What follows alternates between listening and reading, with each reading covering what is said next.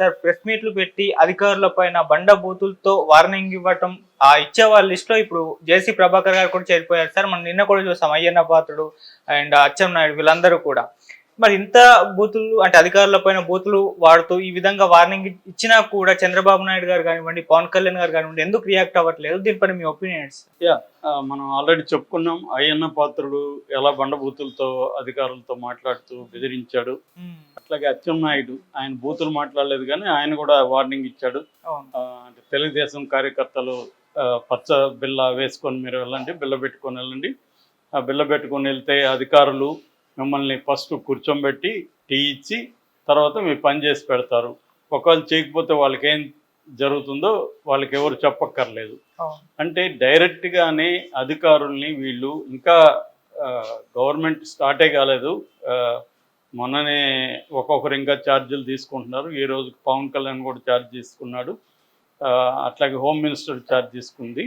ఇలాగే వీళ్ళు ఇంకా ఛార్జీలు తీసుకోకనే స్టార్ట్ చేసేసారు. గత ప్రభుత్వం కనీసం ప్రతిపక్షం అంటే తెలుగుదేశం మీద ఎక్కువగా వాళ్ళు అరాచకాలు చేశారు కానీ అధికారుల మీద పెద్దగా చేసినట్టుగా లేవు.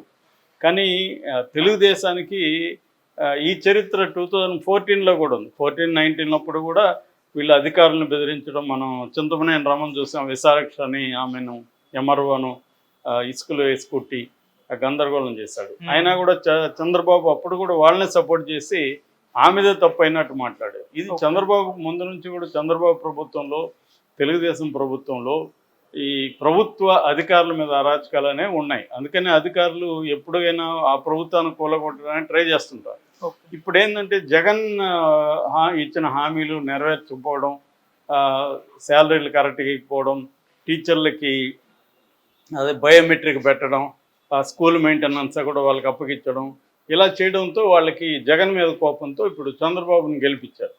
సో నన్నే గెలిపిస్తారా మీకు చూస్తే మీ సంగతి అన్నట్టుగా వీళ్ళు రెచ్చిపోతున్నారు. ఇప్పుడు ఒక వీడియో విపరీతంగా వైరల్ అవుతుంది.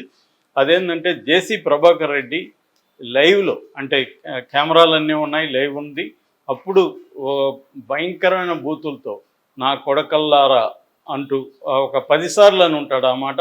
అట్లాగే నరుకుతా, మిమ్మల్ని నరుకుతా అనేది కూడా ఒక 10 సార్లు అని ఉంటాడు. ఆయన ఏదో కోపంలో ఒకసారి అన్న మాట కూడా కాదు. కోపంలో ఆయన చాలా లాస్ అయ్యాను, నేను మీ వల్ల జైలుకి వెళ్ళాను అన్న కోపం ఉంది అన్నాడు అనుకునేదానికి కూడా లేదు. క్లియర్గా అతను బెదిరిస్తున్నాడు.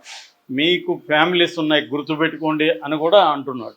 సో ఆయన ఎవరిని బెదిరించారంటే జేసీటీ శివరాం ప్రసాద్, ఆయన పేరు చెప్పి మరీ నరుకుతా అంటున్నాడు. శివరాం ప్రసాద్, రే నా కొడుక శివరాం ప్రసాద్ నిన్ను నరుకుతా అని ఇట్లాగే మాట్లాడుతున్నాడు. అట్లాగే మోటార్ వెహికల్ ఇన్స్పెక్టర్ అత్తికానాజ్ ఆయన పేరు కూడా చెప్పి ఆయన్ని బెదిరిస్తున్నాడు. సో నేను 10 days మీకు టైం ఇస్తున్నాను, నా వెహికల్స్ అన్నిటినీ రిపేర్ చేసేయండి లేకపోతే మీ అంతు చూస్తాను అని బెదిరిస్తున్నాడు.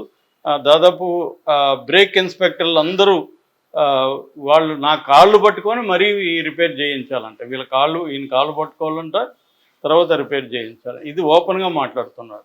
ఇంకోవైపు చంద్రబాబు ప్రభుత్వానికి నేను వ్యతిరేకం కాదు కానీ మిమ్మల్ని మాత్రం వదలను అనేది చెప్తున్నాడు. తర్వాత ఈ అధికారుల వల్లే నా జీవితం నాశనం అయింది, నన్ను గత ప్రభుత్వంలో ఒక దొంగగా ముద్రించి మా ఫ్యామిలీని అంతా దొంగోళ్ళుగా ముద్రించి మమ్మల్ని జైలుకి పంపించారు. జైల్లో ఫుడ్ కూడా సరిగా పెట్టలేదు. దీనికి ప్రధానంగా ట్రాన్స్పోర్ట్ కమిషనర్ సీతారామంజనేయులు, అప్పుడున్న ట్రాన్స్పోర్ట్ కమిషనర్ ఆ మంత్రి పేరుని నాని బాధ్యత వహించాలి. తర్వాత సజ్జల నన్ను జైలుకి పంపించాడు, ఇప్పుడేం బెక్తాడు సజ్జల అని కూడా మాట్లాడాడు. సో దాని తర్వాత 2017 ఏప్రిల్ 1న BS4 వాహనాలు అమ్మడానికి కొనడానికి లేదు, రిజిస్ట్రేషన్ చేయకూడదని రూల్స్ వచ్చాయి. దానికి సంబంధించి హైకోర్టు తీర్పులు కూడా వేరే రాష్ట్రాల్లో ఉన్నాయి.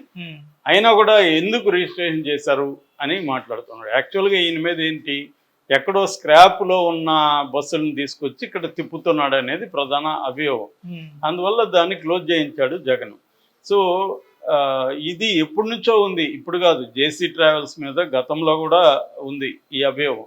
అంటే ఒక రూట్ పర్మిట్ తీసుకొని అనేక రూట్లకు తిప్పడం, వేరే చోట అది పనికిరాదని తేల్చిన బండిని అంటే ఫిట్నెస్ లేని బండ్లంతా తిప్పడం, యాక్సిడెంట్లకు కారణం అవడం, ఇవన్నీ చేస్తున్నారు. ఇవన్నీ చేసినప్పుడు ఏ ప్రభుత్వమైనా దాని మీద ఖచ్చితంగా చర్య తీసుకోవాలి. సో కొంత ఆ, ఆ, వాళ్ళ మీద ఆ, వేధింపులు లేవు అంటే ఖచ్చితంగా జగన్ వేధించారు వాళ్ళని, నో డౌట్. ఎందుకంటే వీళ్ళు కూడా జగన్ని అలా బండబూతులు తిట్టడం, ఈయన నోట్లో మామూలుగా మాటలు రావు కదా, జగన్ని వాళ్ళ అమ్మ ఆ, గారిని కలిపి తిట్టడం, ఇవన్నీ ఓపెన్గా వీడియోస్ ఉన్నాయి కదా. అట్లా ఈయన ఇప్పుడు తిట్టడం కాదు, ఈ నోటి దోళ్ళు అనేది ఇప్పుడుది కాదు. రాజశేఖర రెడ్డి గవర్నమెంట్లో, రాజశేఖర రెడ్డి ఆ, ఆ, గవర్నమెంట్లో వీళ్ళు ఉన్నప్పుడు కూడా, అప్పుడు కూడా ఇలాగే అధికారుల మీద ఇతను మాట్లాడతాడు. ఎప్పుడైనా కూడా వాళ్ళ ప్రభుత్వం అధికారంలో ఉన్నప్పుడు ఇతను రెచ్చిపోతుంటాడు. వేరే వాళ్ళు వచ్చినప్పుడు, జగన్ ఇంకొకరు వచ్చినప్పుడు ఇదే చంద్రబాబు కూడా ఒకప్పుడు వీళ్ళని కట్టడి చేశాడు.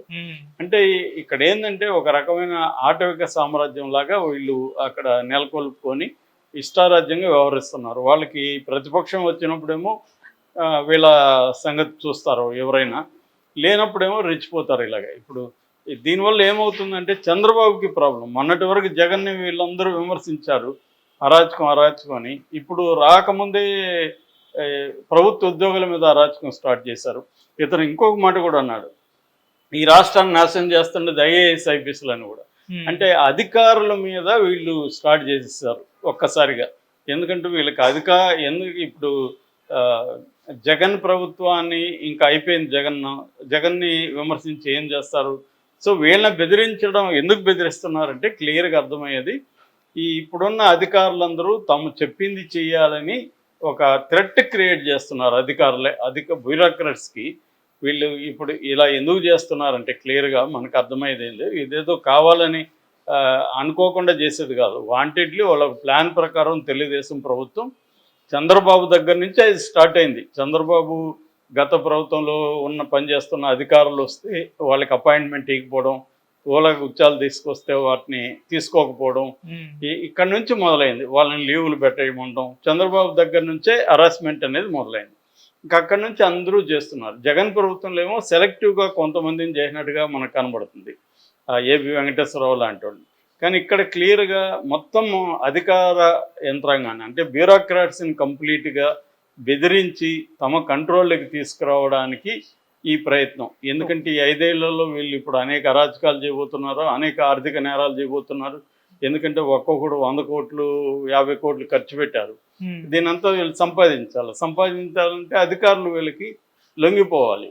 దానికోసం మూకమ్మడిగా అధికారులను బెదిరించే కార్యక్రమం జరుగుతుంది. ఈయన డైరెక్ట్గానే రంగంలోకి దిగేసి, నా వ్యాపారాన్ని మళ్ళీ మీరు పునరుద్ధరించి ఇవ్వండి, నా బస్సులంతా నాకు రిపేర్ చేసి ఇవ్వండి, అది కూడా డెడ్ లైన్ పెట్టాడు 10 రోజులు. సినిమాల్లో కూడా ఇది జరగదు, ఆ స్థాయిలో డెడ్ లైన్ పెట్టి అధికారులకి ఓపెన్గా రవాణా శాఖ అధికారులను బెదిరిస్తుంటే ఈయన మీద ఎవడు కేసు రిజిస్ట్రేషన్ లేదు, చంద్రబాబు ఒక ఖండన లేదు. పవన్ కళ్యాణ్ రోజు అతను సూక్తి ముక్తావళి చెప్తుంటాడు ప్రపంచానికి, ఎక్కడ లేని సూక్తులు, కొటేషన్లు అన్నీ చెప్తుంటాడు, మనకి పోయిటరీ అన్నీ చెప్తుంటాడు. కానీ ఇప్పుడు 5వ తేదీ నుంచి గందరగోళం జరుగుతుంటే రాష్ట్రంలో ఇప్పటివరకు నోరు ఇప్పిన పోపాను లేదు. ఇప్పుడు కూడా కావాలంటే ఆయన కొటేషన్లు, సూక్తులు చెప్పమంటే చెప్తాడు. కానీ స్పెసిఫిక్గా జరుగుతున్న వాటిని అతను స్పందించడం కానీ ఏమీ చేయడు. మరి ఎప్పుడు చేస్తాడు? ఈరోజు 5 శాఖలు ఇచ్చాడు పైగా ఆయనకి. 5 శాఖల్లో మరి ఏం చేయబోతున్నాడో చూడాలి ఆయన.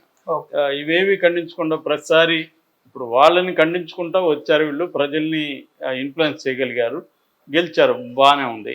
మరి అవి తాము చేయకూడదు కదా. ఇప్పుడు గవర్నమెంట్ వచ్చిన 2వ రోజు 1వ రోజు నుంచే మొదలు పెట్టేసి ఈ సీరియస్ అది కూడా అధికారుల మీద ఈ స్థాయిలో ఉంటే ఐఏఎస్ ఐపీఎస్లు కూడా వాళ్ళకు కూడా అసలు వెనుముక లేదా, వీళ్ళకి ఏ ప్రభుత్వంలో కూడా వాళ్ళు నోరు తెరిచే పరిస్థితి లేదు. ఇప్పుడు ఏబి వెంకటేశ్వరరావు అలా అన్యాయం జరుగుతున్నప్పుడు ఐఏఎస్ ఐపీఎస్ సంఘాలు ఏం చేస్తున్నాయి? మాట్లాడాలి కదా. అప్పుడు మాట్లాడలే, ఇప్పుడు ఇలాగ బెదిరిస్తుంటే ఒక రవాణా శాఖ అధికారుల్ని ఇంత ఓపెన్గా కొడకల్లారా నరుకుతాం మిమ్మల్ని అని పబ్లిక్గా మీడియాతో మాట్లాడి డెడ్ లైన్లు పెడుతుంటే అతన్ని ఎవడు ఏం చేయలేకపోతే ఇంకా యంత్రాంగం ఉండేది దేనికి? ప్రభుత్వం ఎందుకు? మీడియా ఎందుకు? ఈ మీడియా, తెలుగుదేశం మీడియా దీన్ని ఎలా చూపిస్తుంది? మన కళ్ళ ముందు కనిపిస్తున్నాయి, వాడు వీడియో కూడా ఉంది. కానీ వాళ్ళు ఏం రాస్తున్నారు? పాపం ఆయన కన్నీళ్ళు పెట్టుకున్నాడంట, బాధలు అంతా తలుచుకున్నాడంట, అది రాస్తుంది తెలియదు. ఇంతకంటే సిగ్గులేనితనం ఎక్కడ ఉంటుంది చెప్పు. సో ఇది పరిస్థితి ఇప్పుడు ప్రజెంట్ ఆంధ్రప్రదేశ్.